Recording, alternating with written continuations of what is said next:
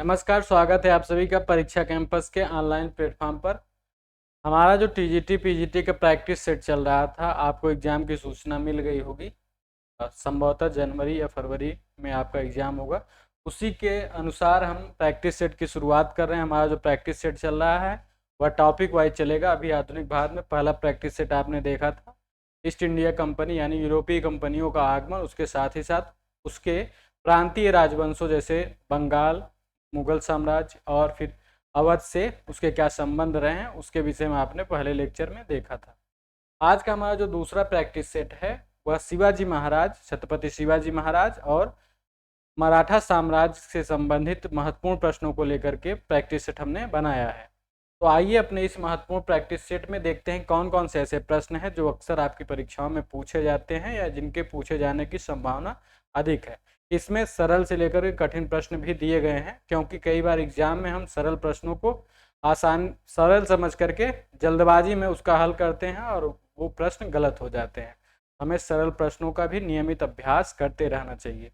आइए शुरू करते हैं अपने इस प्रैक्टिस सेट को। आज का हमारा पहला प्रश्न है, शिवाजी का राज्याभिषेक कहाँ और कब हुआ। प्रश्न क्या है, शिवाजी का राज्याभिषेक कहाँ और कब हुआ।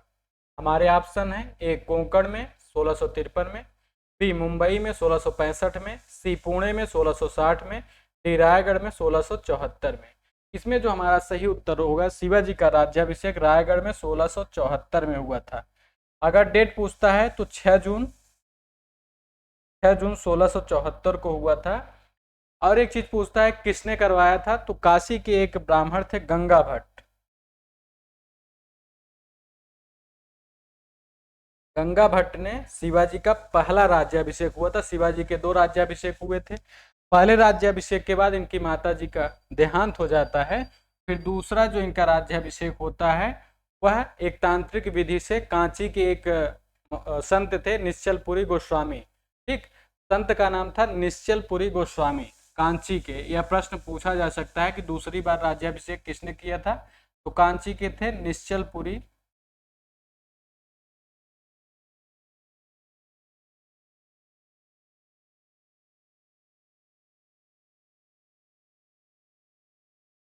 ठीक, निश्चलपुरी गोस्वामी ने तांत्रिक विधि से इनका राज्याभिषेक करवाया था और जो तिथि है 24 सितंबर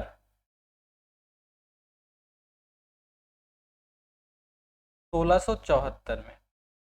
ठीक, 2 राज्याभिषेक हुए। पहला रायगढ़ में 1674 में 6 जून को गंगा भट्ट के द्वारा करवाया गया। बीच में ही इनकी माता का देहांत हो जाता है। फिर दूसरा जो राज्याभिषेक होता है, कांची के एक महंत थे निश्चलपुरी गोस्वामी ने 24 सितंबर 1674 को तांत्रिक विधि से इनका दूसरा राज्याभिषेक करवाया था। आगे देखते हैं, अगला हमारा प्रश्न है, मराठा शक्ति के संस्थापक शिवाजी का जन्म हुआ था। हमारे ऑप्शन है, रायगढ़ दुर्ग में, बी शिवनेर दुर्ग में, सी पुरंदर के दुर्ग में, डी तोरण के दुर्ग में। तो इनके जन्म से संबंधित भी प्रश्न पूछा जाता है, किस दुर्ग में इन्होंने राज्याभिषेक इनका जन्म हुआ था। तो जो सही हमारा ऑप्शन है, शिवनेर के दुर्ग में शिवाजी का जन्म हुआ था। ठीक, शिवनेर के दुर्ग में शिवाजी का जन्म हुआ था। आगे देखते हैं, राज्यारोहण के बाद शिवाजी का प्रारंभिक अभियान किसके विरुद्ध था। यानी जब राज्यारोहण होता है शिवाजी का, तो सबसे पहला आक्रमण, ऑप्शन जो हमारा दिया गया है उसके अनुसार, किस राज्य पर उन्होंने आक्रमण किया था। पहला है, ए बीजापुर, बी मुगल प्रशासन, सी अहमदनगर के शासक, डी गोलकुंडा राज्य। तो इसमें जो सही उत्तर हमारा होगा, बीजापुर जो प्रशासन है, बीजापुर जो साम्राज्य है, वहां पर शिवाजी ने अपना सबसे पहला आक्रमण किया था। आगे देखते हैं, निम्नलिखित में से किसे दक्कन क्षेत्र में गुरिल्ला युद्ध नीति का प्रणेता कहा जाता है। ठीक, कौन सी नीति, गुरिल्ला जो प्रणाली है, इसका प्रतिपादक कौन माना जाता है। हमारे ऑप्शन है, ए शिवाजी, बी शाहजी भोसले, सी मलिक अंबर, डी मालोजी भोसले। तो गुरिल्ला प्रणाली क्या था, गुरिल्ला प्रणाली यह था कि पूरी सेना एक साथ में युद्ध नहीं करती थी, बल्कि गुट बना करके कई समूहों में बांटे जाते थे। और ये लोग जा रही सेना को, अगर कोई सेना जंगल से जा रही है या फिर कहीं जा रही है, अचानक से उस पर टूट पड़ते थे और वहां पर भयंकर आक्रमण करते, मार काट करते थे और तुरंत ही वहां पर फिर वापस चले जाते थे। तो इससे जो विरोधी सेना है, कई बार उसमें हड़कंप मच जाता था और वो लोग भाग जाते थे। तो इस युद्ध नीति का प्रणेता मलिक अंबर को माना जाता है। ठीक, मलिक अंबर को माना जाता है। जो दक्षिण भारत का एक बहुत ही महान सूबेदार था, ठीक, उसने ही गुरिल्ला युद्ध नीति का प्रतिपादन किया। उसके बाद शिवाजी महाराज ने क्या किया था, बाद में उसमें और परिवर्तन करके मराठा साम्राज्य में उसको लागू किया और उसे और कारगर बनाया। आगे देखते हैं, पुरंदर की संधि 1665 किसके बीच हुई थी? बहुत ही महत्वपूर्ण प्रश्न है और अक्सर यह पूछा जाता है। हमारे ऑप्शन है शिवाजी और औरंगजेब, बी शिवाजी और जयसिंह, सी शिवाजी और शाइस्ता खां, डी शिवाजी और अफजल खां। तो जो पुरंदर की संधि है औरंगजेब के समय हुआ था। अब इसमें क्या हुआ था, जय सिंह जो उस समय सूबे क्या कहते हैं इनके औरंगजेब की तरफ से इन्होंने संधि पर हस्ताक्षर किए थे और यह संधि हुई थी शिवाजी और जय सिंह के मध्य, ठीक, शिवाजी और जय सिंह के मध्य पुरंदर की संधि हुई थी 22 जून 1665 को। कब? 1665 है 22 जून 1665 को हुई थी। संधि की एक शर्त के अनुसार यह था कि जो शिवाजी के पास 35 किले थे, 35 किले जो शिवाजी के पास थे, ठीक, उसमें क्या करना था, 35 किलो में से 23 किले जो है औरंगजेब को देना है, ठीक, यानी मुगल साम्राज्य में सम्मिलित हो जाएंगे 23 किले। 35 में से 23 किले मुगलों को दे देना है, ठीक, यह एक शर्त उसमें थी। तो महत्वपूर्ण क्या है, पुरंदर की संधि कब हुई? 22 जून 1665 को। किसके बीच में? जय सिंह और शिवाजी के मध्य। आगे देखते हैं, शिवाजी ने शाइस्ता खां को किस वर्ष पराजित किया था? शाइस्ता खां बहुत ही एक शक्तिशाली मुगल साम्राज्य के अंतर्गत सेनापति था, सेना नायक था, उसको शिवाजी ने परास्त किया था। आप हमारे इसमें प्रश्न पूछा है कब उन्होंने परास्त किया था। हमारे ऑप्शन है 1666 में, बी 1663 में, सी 1668, डी 1705 में। शिवाजी ने शाइस्ता खां को उसके महल में, यानी वह पूना में रहता था, रात्रि के समय उसके महल पर आक्रमण कर दिया 15 अप्रैल 1663 को। कब? 1663 को 15 अप्रैल, ठीक, 15 अप्रैल 1663 को रात्रि के समय उसके महल पर आक्रमण कर दिया अचानक से, जिसमें शाइस्ता खां के पुत्र की मृत्यु हो जाती है और शाइस्ता खां का अंगूठा भी कट जाता है। तो मुगल सेना में हड़कंप मच जाता है। इस प्रकार से वहां से शिवाजी विजयी होकर के वापस आते हैं, ठीक। आगे देखते हैं, शिवाजी के समय स्वतंत्र मराठा राज्य का निम्नलिखित में से कौन विरोध में थे? यानी शिवाजी के समय जब स्वतंत्र मराठा राज्य का निर्माण हो रहा था, उसमें कौन से ऐसे ऑप्शन में से व्यक्ति थे या फिर ओहदेदार थे जिन्होंने शिवाजी के स्वतंत्र मराठा राज्य के सपने को साकार करने के लिए विरोध उसमें किया कि स्वतंत्र मराठा राज्य की स्थापना नहीं होनी चाहिए? हमारे ऑप्शन है ए पाटिल, बी देशमुख, सी कुलकर्णी, डी सरसू बहादुर, ठीक। तो इसमें हमारा जो सही उत्तर होगा देशमुख, जो उस समय के अधिकारी थे, उन्होंने स्वतंत्र मराठा राज्य के निर्माण के लिए वहां पर अवरोध का कार्य किया, क्योंकि वे समझते थे कि वहां पर उनकी स्वतंत्रता भी धीरे धीरे समाप्त हो जाएगी। आगे देखते हैं, शिवाजी के समय भूमि राजस्व की दर संभवतः थी उपज का, यानी भूमि राजस्व की जो दर है वह उपज का कितनी थी शिवाजी के समय या फिर मराठा साम्राज्य में, उससे संबंधित यह प्रश्न है। पहला है 1/2 भाग, बी 1/3 भाग, सी 2/5 भाग, डी 1/8 भाग। तो शिवाजी के समय जो भूमि का राजस्व वसूला जाता था वह संपूर्ण भूमि में जो उत्पादन होता था उसका 2/5 भाग, कितना? 2/5 भाग, या कुल राजस्व कुल उत्पादन का 40%, ठीक, 2/5 भाग या कुल उत्पादन का 40% जो उस समय क्या था, शिवाजी के समय भूमि राजस्व जो था वह वसूला जाता था। आगे देखते हैं, निम्न में से कौन सा कथन चौथ के संबंध में सत्य नहीं है? हमारे ऑप्शन है ए चौथ मराठा शासकों की आय का एक स्रोत था, तो यह कथन सही है क्योंकि मराठा शासकों की आय का यह स्रोत था। दूसरा, शिवाजी के पड़ोसी राज्यों से चौथ वसूलते थे, यह भी सही है, शिवाजी के जितने भी पड़ोसी राज्य थे उनसे चौथ की वसूली की जाती थी। तीसरा ऑप्शन है यह राज्य की आय का 1/4 भाग था, यह भी सही है। चौथा क्या है, शिवाजी के द्वारा अपनी प्रजा से भी यह वसूला जाता था, यही कथन गलत है क्योंकि शिवाजी के द्वारा अपनी प्रजा से यह नहीं वसूला जाता था बल्कि पड़ोसी राज्य से वसूला जाता था, और शिवाजी पर यह जिम्मेदारी होती थी जिस राज्य से वह चौथ नामक कर वसूलते थे वहां पर उस राज्य की सुरक्षा, यानी बाह्य आक्रमण अगर उस पर होता है तो उससे सुरक्षा शिवाजी प्रदान करेंगे, ठीक। एक प्रकार से सैन्य सुरक्षा के लिए चौथ वसूली का जो अधिकार था शिवाजी उसे अपने पैतृक अधिकार भी मानते थे, इसलिए वह वसूलते थे। अब फायदा क्या होता था जिससे वसूला जाता था? एक तो राजस्व उसने दिया, नुकसान भले हुआ परंतु दूसरे बाह्य आक्रमण से उसको सुरक्षा प्रदान हो जाती थी। आगे देखते हैं, शिवाजी किसकी राजस्व प्रणाली से प्रेरित थे? हमारे ऑप्शन है ए शेर शाह की राजस्व प्रणाली से, बी सिकंदर लोदी की राजस्व प्रणाली से, सी अकबर की राजस्व प्रणाली से, डी मलिक अंबर की राजस्व प्रणाली से। तो आपने देखा होगा अभी जब मैंने बताया था छापा मार युद्ध प्रणाली जो है, ठीक उसी प्रकार से दक्षिण भारत में मलिक अंबर ने क्या किया था, एक बहुत ही अच्छी राजस्व प्रणाली का विकास किया था। वह अहमदनगर का सूबेदार था। कहाँ का? अहमदनगर का। उसने वहां पर बहुत ही अच्छी शासन प्रणाली का विकास किया था, सैन्य प्रणाली का बहुत अच्छी तरीके से विकास किया था। तो शिवाजी ने क्या किया था, बहुत सारी चीजों का वहां से उन्होंने उठा करके अपने मराठा साम्राज्य में उसे लागू किया था। जो जो अच्छी अच्छी चीजें उन्होंने दूसरों से ग्रहण की थी। तो मलिक अंबर से ही, जो मलिक अंबर की राजस्व प्रणाली है उसी का अनुसरण करके शिवाजी ने भी मराठा साम्राज्य में राजस्व प्रणाली का विकास किया था। ठीक ऐसे ही उन्होंने छापामार जो युद्ध प्रणाली थी या गोरिल्ला प्रणाली थी उसका भी अनुसरण अपने साम्राज्य में, मराठा साम्राज्य में लागू किया था। आगे देखते हैं, शिवाजी के आध्यात्मिक गुरु का नाम था। हमारे ऑप्शन है ए दादाजी कोंडदेव, बी रामदास, सी तुकाराम, डी एकनाथ।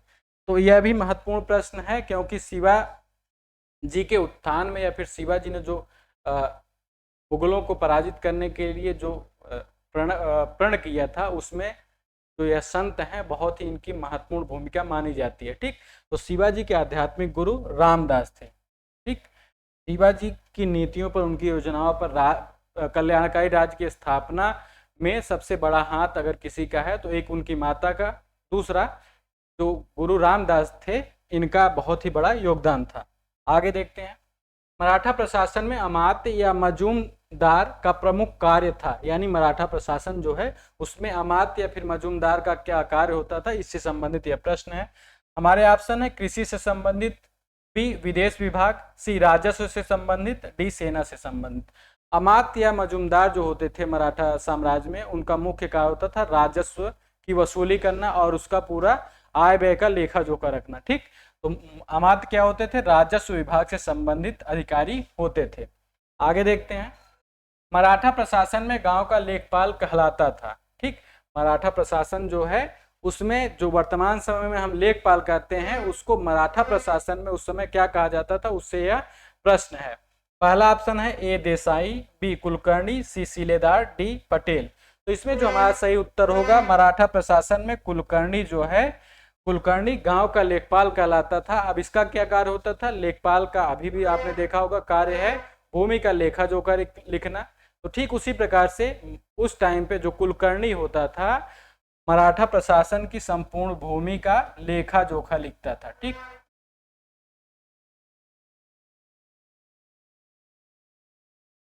या फिर भूमि का विवरण। ठीक, तो कुलकर्णी का क्या कार्य है, वर्तमान लेखपाल की भांति वह अधिकारी होता था। भूमि का लेखा जोखा या फिर संपूर्ण भूमि का वह विवरण लिखता था, किसके पास कितनी भूमि है, कितना उसको टैक्स देना है या राजस्व देना है, यह सब उसके कार्य थे। आगे देखते हैं, शिवाजी के राज्यकाल में कौन वित्त विभाग का प्रमुख था? ऑप्शन है ए अमात्य, बी सचिव, सी मंत्री, डी सुमंत। तो आपने देखा होगा अक्सर प्रश्न पूछे जाते हैं मराठा विभाग के प्रशासनिक प्रणालियों से संबंधित, कौन सा विभाग का कौन अधिकारी होता था उससे संबंधित प्रश्न अक्सर पूछे जाते हैं। अभी मैंने इसके पहले वाला जो प्रश्न था उसमें मैंने बताया था अमात्य का कार्य क्या होता था, राजस्व का पूरा लेखा जोखा, यानी राजस्व से मतलब है वित्त। तो वित्त विभाग अमात्य से संबंधित था। आगे देखते हैं, बखर है, हमारे ऑप्शन है ए इतिहास रचना के वर्णनात्मक साधन, बी गुप्तचरों की सूचना, सी राज की घोषणाएं, डी विदेशी समाचार पत्र। तो बखर जो होता था यह होता था मराठी भाषा में गद्य शैली में लिखा जाता था। ठीक, मराठी भाषा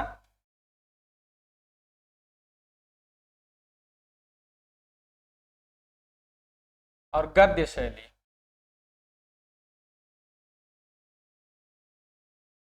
ठीक, मराठी भाषा गद्य शैली में इतिहास रचना के वर्णनात्मक साधन जो थे, यानी मराठी भाषा में मराठा साम्राज्य फिर मराठा शासकों के इतिहास का जो विवरण लिखा जाता था उसी को बखर कहा जाता था। ठीक, मराठा शासकों के इतिहास को जो मराठी भाषा के गद्य शैली में लिखा जाता था उसी को बखर कहा जाता था।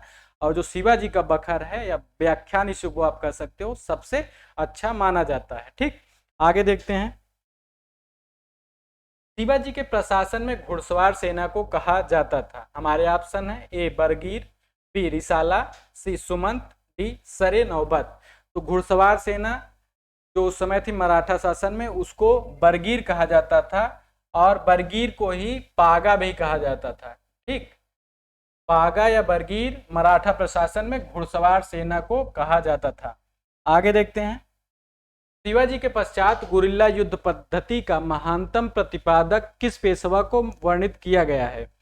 हमारे ऑप्शन है बालाजी बाजीराव, बी बाजीराव प्रथम, सी बाजीराव द्वितीय, डी बालाजी विश्वनाथ।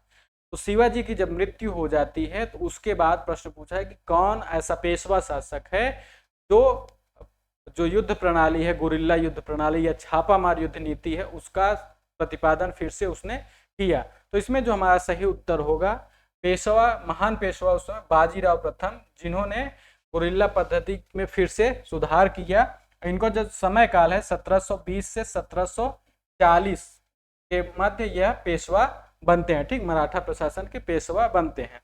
आगे देखते हैं। निम्नलिखित में से कौन पानीपत के तृतीय युद्ध के समय पेशवा था?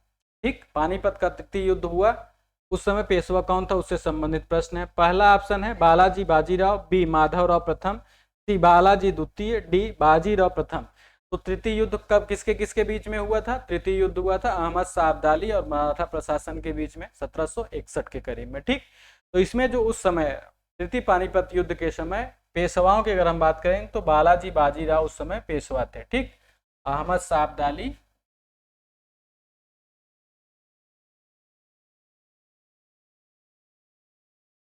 जो अफगान आक्रमणकारी था और मराठा सेना के बीच में हुआ था 1761 ईस्वी में। ठीक, पानीपत का तृतीय युद्ध। आगे देखते हैं। निम्नलिखित में से किसे पानीपत के तृतीय युद्ध के दौरान मराठा सेना को रसद की आपूर्ति का कार्य सौंपा गया था? यानी जब पानीपत के तृतीय युद्ध हो रहा था तो रसद यानी खान पान की जो पूरी व्यवस्था है उसका कार्यभार किस अधिकारी या फिर किस व्यक्ति को सौंपा गया था, उससे संबंधित यह प्रश्न है। हमारे ऑप्शन है भाऊ साहब, बी गोविंद बल्लाल खेर, सी विश्वास राव, डी विसाजी गोविंद चांदोरकर। तो इसमें हमारा जो सही उत्तर होगा, रसद की आपूर्ति का कार्यभार गोविंद बल्लाल खेर को सौंपा गया था पानीपत के तृतीय युद्ध के समय। ठीक, गोविंद बल्लाल खेर जो हैं यही रसद आपूर्ति कर रहे थे उस समय, यानी खान पान की पूरी व्यवस्था की जिम्मेदारी किसकी थी? गोविंद बल्लाल खेर की। आगे देखते हैं। पेशवा ने पतदाम नामक कर किस पर लगाया? हमारे ऑप्शन है ए विधवा पुनर्विवाह पर, बी बहुविवाह पर, सी बाल विवाह पर, डी दहेज पर। तो इसमें जो पतदाम क्या होता था, पतदाम नामक कर जो लगाया गया था वह विधवा पुनर्विवाह पर लगाया गया था। ठीक, अब पेशवाओं ने विधवाओं का पुनर्विवाह करना तो उस समय बहुत ही क्या कहते हैं रेयर केस होता था। ठीक, बहुत कम विधवा पुनर्विवाह होते थे, विधवाओं के विवाह जल्दी होते नहीं थे। तो ठीक उसी संकीर्ण मानसिकता के कहीं ना कहीं ये लोग भी पोषक माने जाते हैं जो पेशवा हैं। बाद में धीरे धीरे उन्होंने बहुत ज़्यादा उसमें परिवर्तन किया। फिर आप बाद में देखोगे कि किस प्रकार से ईश्वर चंद्र विद्यासागर, रामचंद्र मोहन राय और क्या कहते हैं बहुत सारे ऐसे, केशव चंद्र सेन फिर आते हैं, बहुत सारे सामाजिक सुधार आते हैं जिनके प्रयास से फिर बाद में 1856 में जो विधवा पुनर्विवाह अधिनियम पारित होता है। तो जो पतदाम नामक कर है वह विधवाओं के पुनर्विवाह पर लगाया जाता था। ठीक, आगे देखते हैं। पानीपत के तृतीय युद्ध में मराठा सेना का वास्तविक सेनानायक कौन था? हमारे ऑप्शन है नाना फडणवीस, बी विश्वास राव, सी सदाशिवराव भाऊ, डी मल्हार राव होलकर। ठीक, तो इसमें वास्तविक सेनानायक की अगर हम बात करेंगे, सेनापति की बात करेंगे, तो इसमें तृतीय युद्ध के समय सदाशिवराव भाऊ जो हैं यह पानीपत के तृतीय युद्ध में मराठा सेना के वास्तविक सेनानायक थे। अब एक चीज और पूछता है, मैंने पहले ही बताया कब हुआ था, तो 1761 में। अगर डेट पूछ लेता है तो 14 जनवरी को। ठीक, 14 जनवरी मकर संक्रांति का दिन है।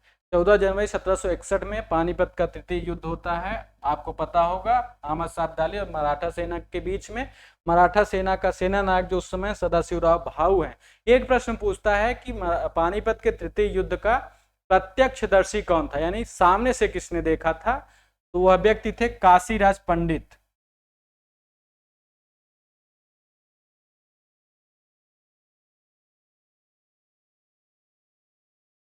काशीराज पंडित जो हैं पानीपत तृतीय युद्ध के प्रत्यक्षदर्शी हैं।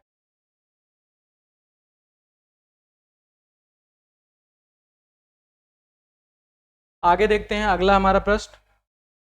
पानीपत के तृतीय युद्ध में मराठाओं की ओर से लड़ते हुए मरने वाला मुसलमान सेनानायक था। हमारे ऑप्शन है इब्राहिम खान गारदी, बी नजीबुद्दौला, सी मुजफ्फर हुसैन, डी दोस्त मोहम्मद रुहेला। तो पानीपत का जब तृतीय युद्ध हो रहा था, मराठा सेना की तरफ से जो तोप विभाग था का नेतृत्व इब्राहिम खान गारदी कर रहे थे और यह युद्ध भूमि में मारे जाते हैं। तो जो वर्तमान समय में फिर बाद के लोग कहते हैं कि यह मुगलों या फिर मुसलमानों और हिंदुओं के बीच युद्ध था, तो यह इस तथ्य से भी हम इसको गलत साबित कर सकते हैं कि यह सिर्फ एक साम्राज्यवादी शक्तियों के बीच युद्ध था, न कि मुसलमान और हिंदुओं के बीच युद्ध था। अब देख रहे हो मराठा सेना में तोप विभाग का नेतृत्व कौन कर रहा है, इब्राहिम खान गारदी। औरंगजेब की तरफ से अगर आप देखोगे, जब महाराणा प्रताप से युद्ध होता है या फिर शिवाजी से युद्ध होता है, तो औरंगजेब के सिपाही कौन है, जय सिंह हैं, वो भी हिंदू हैं। तो यानी कोई ऐसा नहीं था कि हिंदुओं की तरफ सिर्फ हिंदू शासक हैं, मुसलमानों की तरफ सिर्फ मुसलमान लड़ रहे हैं। मुसलमानों की तरफ से भी हिंदुओं ने सेनाओं में भाग लिया, सेनापति के रूप में कार्य किया, और हिंदुओं की तरफ से जैसे आपने देखा कि पानीपत के तृतीय युद्ध में इब्राहिम खान गारदी जो है तोप विभाग का नेतृत्व कर रहे थे। आगे देखते हैं, अहमद शाह अब्दाली ने भारत पर कितनी बार आक्रमण किया। अब अहमद शाह अब्दाली के आक्रमण से भी प्रश्न पूछा जाता है। पहला ऑप्शन है 6 बार, दूसरा 7 बार, सी 8 बार, डी 10 बार। तो अहमद शाह अब्दाली ने भारत पर जो लगभग 7 आक्रमण किए। ठीक, कितनी बार, 7 आक्रमण किए। पहला आक्रमण 1748 में किया पंजाब पर। कब, 1748 में पंजाब पर किया। यह पूछा जाता है कि अहमद शाह अब्दाली का पहला आक्रमण कब। ठीक, अब फिर उसके बाद 1749 में किया है। ठीक, इसमें देखिए गलत ऑप्शन लग गया है, इसमें सी है, 7 बार इन्होंने आक्रमण किया था। ठीक, 7 बार अहमद शाह अब्दाली ने आक्रमण किया। पहला आक्रमण 1748 में, 1748 के बाद 1749 में, 49 के बाद 52, फिर 56, 61, 64, और उसके बाद अंतिम जो आक्रमण है 1667 में हुआ था। ठीक, पहला 1748, अंतिम आक्रमण 1767 में। ठीक, आगे देखते हैं, राजा राम की मृत्यु उपरांत उसकी विधवा ताराबाई ने किसके नाम से शासन किया। यानी राजा राम की जब मृत्यु हो जाती, उसके बाद उनकी पत्नी ताराबाई जो हैं, उन्होंने किसके नाम से शासन कार्यभार या फिर किस शासक के प्रतिनिधि के रूप में कार्य किया। हमारे ऑप्शन है ए अपने अल्पायु पुत्र शिवाजी द्वितीय, बी संभाजी के पुत्र शाहू, सी शिवाजी प्रथम, डी अपने पुत्र संभाजी द्वितीय।